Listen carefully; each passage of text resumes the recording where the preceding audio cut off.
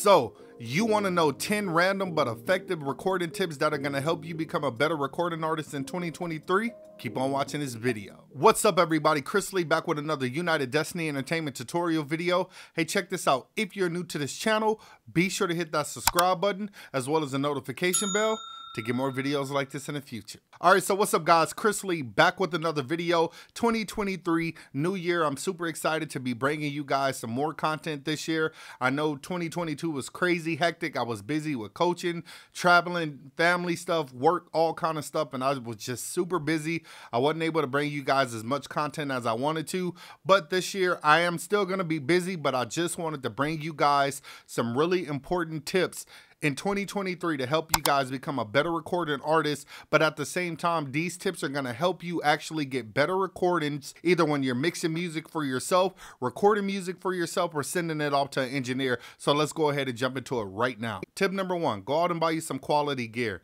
What I mean by quality gear is you want to go out and spend some money on some gear that you know is going to help you get a good recording. That don't necessarily mean go out and spend thousands and thousands of dollars on recording gear, because the truth is if you spend thousands and thousands of dollars and you don't know what you're doing, or you don't know how to utilize those tools, then your recording is still going to sound like crap anyways, okay? I would rather you guys not go out and buy a $25 to $30 microphone that you found on Amazon and try to get a good recording, or you're using things like USB microphones. Spend a little bit of money, or spend a little bit more money, and go out and get you a decent condenser microphone from companies like MXL or Audio-Technica or things of that nature, okay? And that's just to name a few. There are plenty of recording companies out there that make microphones, and I promise you guys, they have some really good gear. But all I'm saying is you can get away with a $100 microphone and get some great quality. I've mixed hundreds of different clients that only use $100 microphones that I've recommended, and I promise you guys, it sounds great. If you guys are interested in any of the gear, I'll have some links in the description box, and you guys can go purchase that, because these are products that I've used myself, and I promise you I have made them sound like $3,000 microphones. So trust me guys, you can get really good recordings if you just have some decent equipment, okay? The next thing that you guys need to focus on is actually finding your sound. This is gonna go hand in hand with number one, okay? Guys, you need to go ahead and find your sound. It is super important that you know your sound as an artist. A lot of artists are just out here making music, and a lot of them don't bring any energy. They don't have anything that's unique about them. They don't have a thing about them that makes them sound different. I'm moving on, I'm moving on. And now that I think about how things are turning out, I knew I should have left you a long time ago. But I'm still finding myself. Now you're probably thinking, what does this have to do with the recording process? Well, the thing is if you don't really sound good and you don't have a thing about you that you can do with your voice or your sound uniquely that sounds good, then it's not going to be interesting to other people. So you need to find your sound, find your style. What type of vocalist are you going to be? Whether you be a rapper, a singer, you're going to sing more dynamically, you're going to sing softer, you're going to have an old school sound about you, new sound about you. You just really got to figure that out, okay? Once you figure that out, it's going to help your recordings come out a lot better, because it's going to make you more interesting as a music artist. So just keep that in mind. So tip number two, record with headphones. Guys, this is a huge tip. A lot of people that I've noticed in the past couple years, I deal with a lot of clients who like to record music and they send it to me to mix and master their music. You'll be surprised how many artists say that they didn't record their song with headphones, and all you're hearing is music in the background, or you know, you're having all kind of noise going on in the background, or whatever the case may be. There's a couple things that you want to do. Number one, you want to go ahead and record with a pair of headphones so you're not getting any type of speaker bleed from your speakers or from your headphones in general, or noises in the background. You want to have everything in the background turned down, turned off, nobody talking in the background, no fans going, no none of that. You want to try to treat your space so you can go ahead and get a good recording, okay?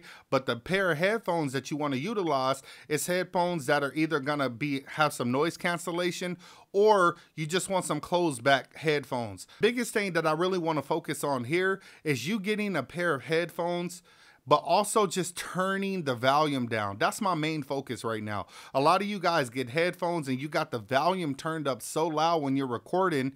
Guys, That's not good for a couple reasons. Number one, you're damaging your ears. And number two, you're getting a lot of headphone bleed from the headphones, and it's just going from the headphones straight into the microphone into your recording. So when you actually record your vocals, you want to make sure that when an engineer solos those vocals, he's able just to hear your vocals. Not a lot of headphone bleed. Yes, granted, sometimes you're going to get some headphone bleed, okay? I've mixed vocals that have really bad headphone bleed, and the problem is that when I try to add like a delay or something something of that nature to the vocals, it's delaying that headphone bleed as well. So it's not just really delaying the vocals, it's delaying the music that it's hearing, and something sounds off.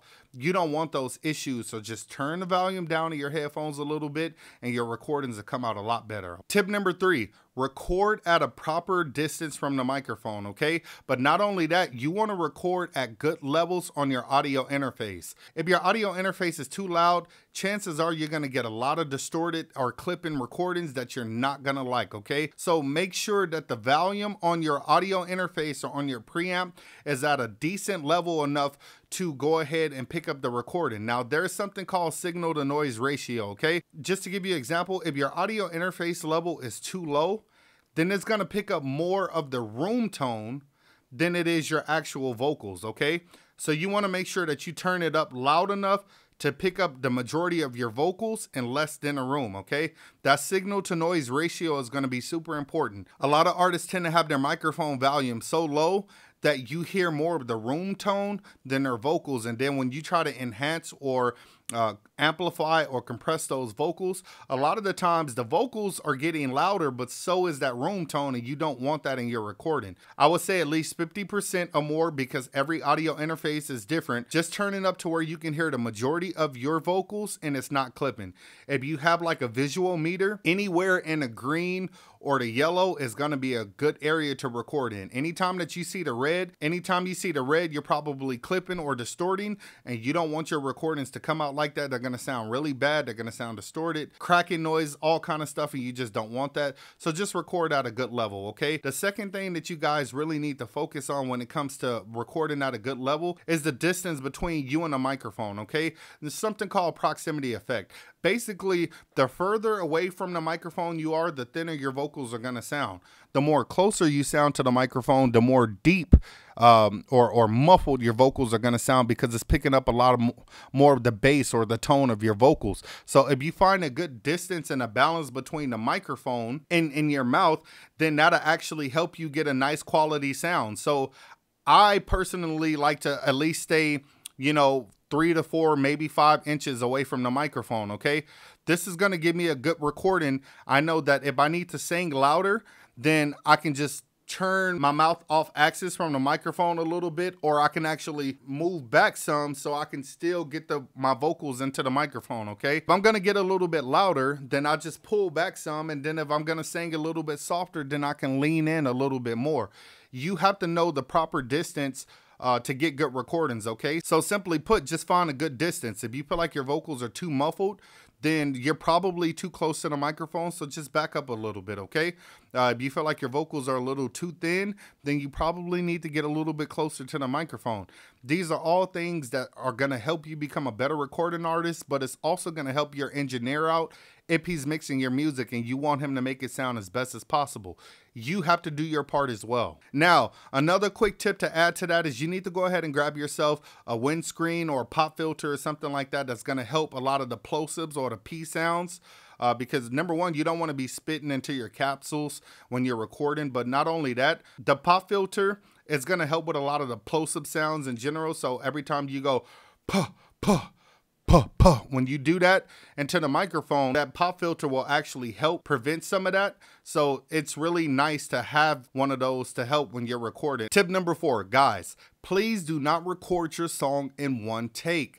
Guys, this is a big issue that I have with a lot of artists who send their songs to me to get mixed and mastered. I open up the session and it's one full take, from the intro to the first verse to the chorus to the second verse to the chorus to the bridge to the hook again. Like, guys, break your songs up. And the reason why you want to break them up is because number one, you're going to get better takes. And number two, it's going to be a lot easier for me as an engineer. It's going to be a lot easier for me as an engineer to break your songs up, so that I'm able to mix them individually and separately as good as possible. So for example, if you're going ahead and you're doing the hook, and say if you have a lot of lyrics in the hook and then you have to lead right into the verse, you're not going to be able to end off the hook right with the proper words, because you're going to be too busy trying to take a breath, trying to rap to your main verse. So guys, just to be clear, what I'm trying to say is that when you record your hook, it's going to be very hard for you to record the hook in one take and then try to record your lead verse at the same time, because you're likely going to cut off the end of your hook because you're trying to take a breath to go ahead and lead into that lead verse. You don't want to do that. So you don't want to go dun, dun, dun, dun, dun, dun. You don't want to do that, guys. You want to break it up, because you want to make sure that you pronunciate your words the right way when you're actually trying to record your hook all the way through, and then you want to be able to take the proper breath that you need to take to go ahead and record your lead verse or your second verse or whatever. It really helps when you break them up. So just record them on different tracks so the engineer has something to work with. Trust me, guys, it's going to be super easy for the engineer to make your song sound really good. And one thing that you also need to focus on, guys, is that the tone or the energy that you have on the hook may be a lot different than the energy and the swag that you're going to bring on a verse. So you need to make sure that you go ahead and break that up so you don't have to worry about trying to change it. Because a lot of times songs don't sound good simply because the verse and the hook and the bridge and the intro and the outro, everything sounds the exact same way. You want to be able to bring some type of energy or different energy on a hook than what you do on a lead verse, okay? So guys, just keep that in mind. Those tips are really going to help you become a better recording artist. Tip number 5, give your engineer or yourself something to work with. And what I mean by that, guys, stop recording only one take and sending that off to your engineer, okay? If you want your songs to sound full, if you want your songs to sound interesting, you need to give them a nice recorded session, okay? That means that you record your lead takes, 1, 2, maybe 3 times. Give them 3 different takes. You might have 3 different styles or swags that you want to bring to the verse, and allow your engineer to choose which one is best, or allow him to mix or give you some input. I'm not just an audio engineer, okay? I'm a songwriter, I'm a producer, I work with different artists. I help different artists bring out the best of their style. I help them find their sound. I help them record better or find different things, vocal capabilities that they've never had before, okay? So I might hear something in you that you don't hear in yourself, or you never even knew that you had.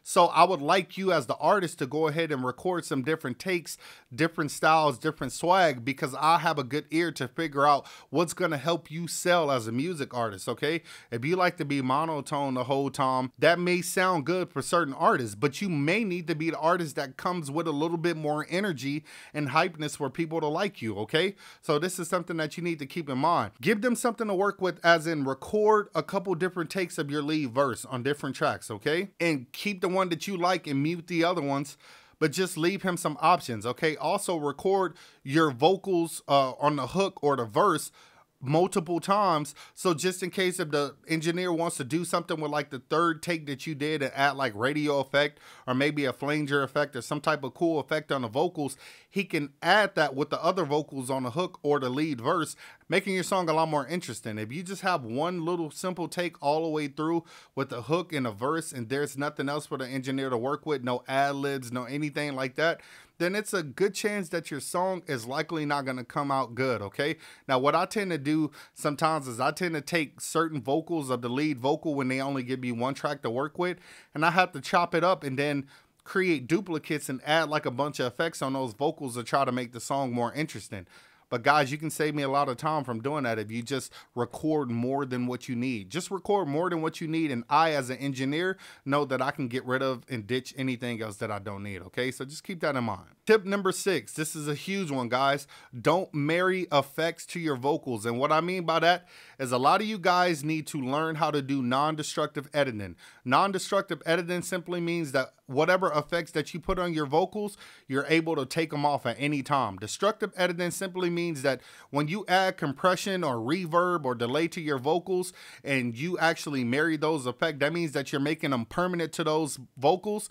There's no changing them, okay? So I have a lot of artists who send me songs and they recorded at home or they recorded at another studio, and the engineer or themselves married the effects. So they married the delay to the vocals, and the problem is is the delay is the wrong timing. The delay time is off, or they married like some reverb effect and I can't take that wet open reverb sound off of the vocals, so now it sounds terrible. It sounds like they're in a tunnel somewhere or in a bathroom or auditorium, when it really should sound like they should be in a smaller space or a closed in space, okay? So if you marry those effects to your vocals, then I can't take them off, okay? So learn how to do non-destructive editing. That simply means that, say for example, if you're in like Pro Tools and you go through the audio suite and you go in and try to process a delay or compressor or EQ or whatever type of effect, you're going to make it permanent that way. The best way to do it is going ahead and going to your channel strip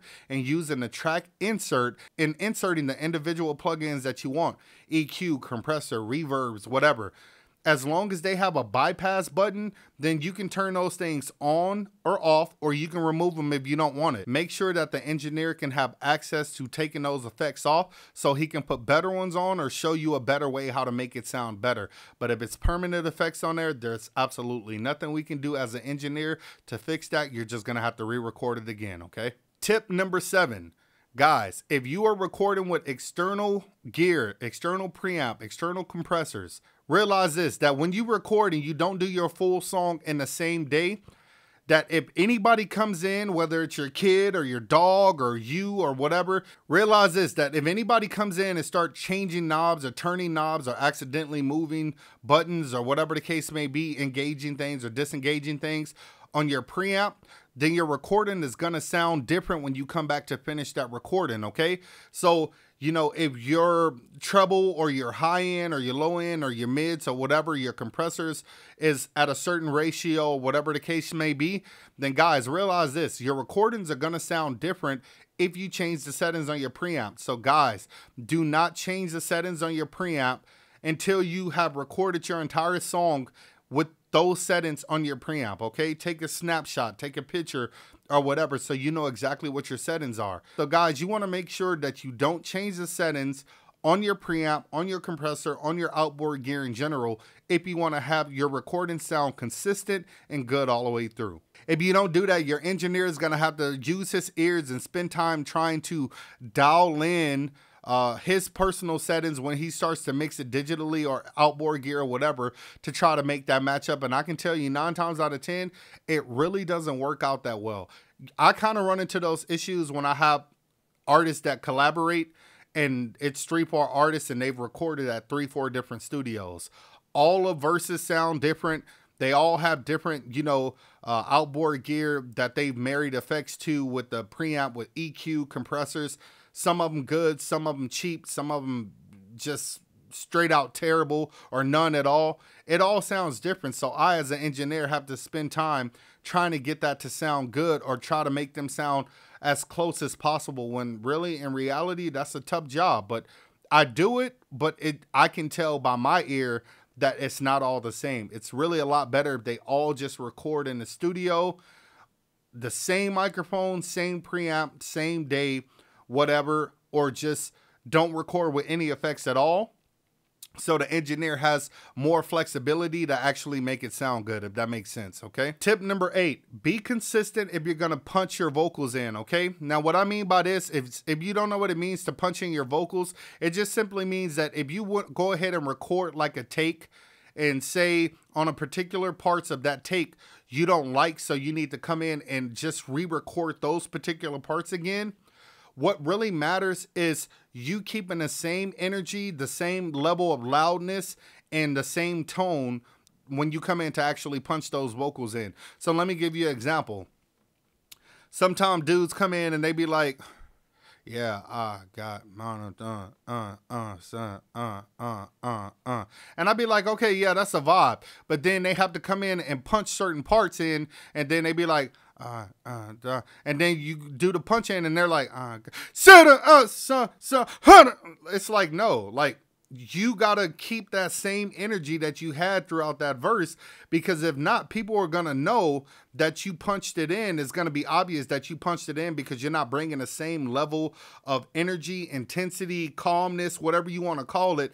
You want to be able to match it up. So one tip that I give artists all the time is that you want to make sure that if you're going to be punching vocals in, that you pull the cursor back or the space bar, come in a couple words before it's actually time for you to punch in, okay? So if you're just going through your verse, go ahead and come in like halfway through your verse while it's recording, and then when it's time to punch in, you're naturally by your brain going to be able to catch on to that same tone or intensity and try to match it up. And if not, if you're dealing with an engineer like me, I don't know if a lot of you guys know Troy Taylor. Look what type of producer he is. Look what type of engineer he is. Look how he does when he works with a lot of artists. You'll see him in his videos. He'll make them do take after take after take, especially if they're punching in, until they get it right. I'm the same way with my artists and a lot of people that I work with. I'm going to make you do it 1,000 times until you get that take right or that punch in right. You got to get those words, anything that you're saying within those lyrics, you got to get them on point before we move on to the next level, okay, or the next step. You got to make sure that you bring that same energy and intensity all the way through your track. So if you're going to be punching in, know how to properly punch in and know how to bring that same energy, intensity, so your verse actually sounds like you did it in one take. If you do a punch in, anybody with a good ear like me, I'm able to catch on and say, oh yeah, he punched that in. Or, you know, he done this or that many takes to be able to get this done, or at least that number. I'm able to catch on to that. But when you do it good, people aren't able to notice it. And I do it all the time. I record a lot of my R&B music, a lot of my music in general, to where I have to punch in. Simply because I don't write my music down on pen and paper. Like, everything comes from the top. So when I go in and I just record naturally, I say, dang, all right, I want to record this next set of lyrics. Now I got to come in with the same energy. I'm just going to punch it in. I have to do take after take to make it sound like I did that whole entire verse in one take, when really I broke it up into little segments. So that's a quick tip, and it's definitely going to help your music come out a lot better. Tip number 9, save your session and save often. Guys, it has happened in so many sessions to where producers, songwriters, singers, artists in general, even engineers, video editors, etc., you name it. So many different people start mixing or start working in a session or whatever the case may be, and they forget to save. Something happens to the computer, it randomly shuts off, or blue screen of death, or some type of error, or whatever the case may be, and all the work that they did, it's gone because they didn't save. Guys, save your sessions and save often. You don't want to lose any good stuff that you're doing all because you forgot to hit save. Create your sessions. Simply start, save your session, save as, or whatever the case may be, and then start recording. And once you're done recording or in the process of recording, just get in the habit of hitting Command S or Control S, and that will help you save your music so you don't lose any good material, okay? Another good thing, or another good tip to go with that, is actually to start naming your files when you're recording, or naming your tracks, okay? What I mean by that is, for example, if you never name your tracks and it says Audio 1, Audio 2, Audio 3, Audio 4, Audio 5, etc., right? For every session that you do, you are going to run into some issues, or there have been times that, say, if you lose your sessions and you don't have things named, your computer is going to do a search, and it's going to do a search on all Audio 1, Audio 2, Audio 3, Audio 4, Audio 5, or track 1, track 2, track 3, track 4, track 5. How is the computer going to know that it's from that actual session? So you just want to be a little bit more organized by simply naming your tracks. So before you record, if you're about to record a lead vocal, just go into the insert on that actual track, rename it, double click on it, rename it, and name it as lead vocal. Okay, this track is going to be hook, so put hook 1. You know, hook 2, or verse, you know, lead 3, or whatever the name is of the song, or put letters, or whatever the case may be. That's going to help you be a lot more organized, and it's going to help the engineer out as well. I really love when my clients simply organize your tracks enough to where I know what's what. Like, I know what the lead vocals is. I know what the guitars are, the bass, the pianos, you know, the background vocals, whatever the case may be. When you just send me a random session with nothing basically lined up, or nothing titled, or, you know, everything is just kind of scattered everywhere, I have to go through each track and basically figure out what's what and start moving stuff around. You'll make my job a lot easier if you just name your tracks.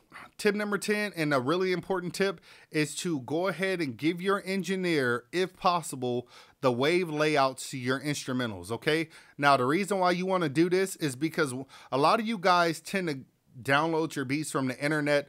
They're low MP3 files, or, you know, the producer that uploaded the beat, he basically uploaded it to with the, you know, the 808 super loud on purpose, you know, just in case you try to steal a beat. Or they do low quality files simply because they don't want you to steal a beat. But when you buy those files from them, or you buy those beats, they charge you for the exclusive, and they want to give you the high quality wave layout, individual wave layout. That means the high quality instrument of each sound in that beat, okay? That gives me as an engineer more freedom to go ahead and adjust some things. So maybe you downloaded the beat from the internet and the kick is too loud, or the snare is too loud, or the hi-hats are too loud, or the lead, and I need to go in and manipulate it, or I need to go in and turn it down and adjust it. When you give me one wave file, I'm not able to change the sound of that beat. In fact, I'm not able to do anything much to that beat. If I go ahead and put an EQ, I can try to key in on that area, but everything in that frequency that I want to boost or cut is going to basically affect the entire every instrument that shares any frequency space in that area, okay? So if I wanted to boost the hi-hats, that means any instrument that has some high-end frequency, then basically it's going to make that louder as well. It's going to make that more clear, stand out, if you understand what I'm saying.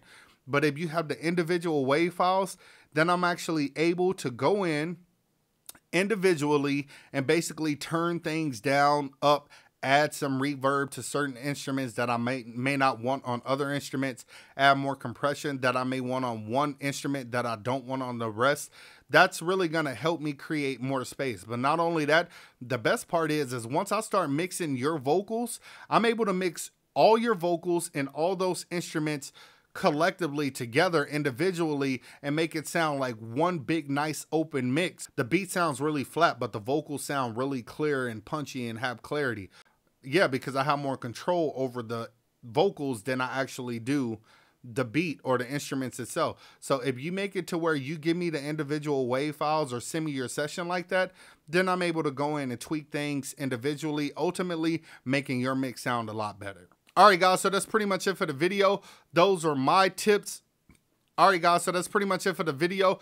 Those are my 10 tips that I actually felt like is going to help benefit you guys most as recording artists, whether you're mixing for yourself or sending it to your engineer or whatever the case may be.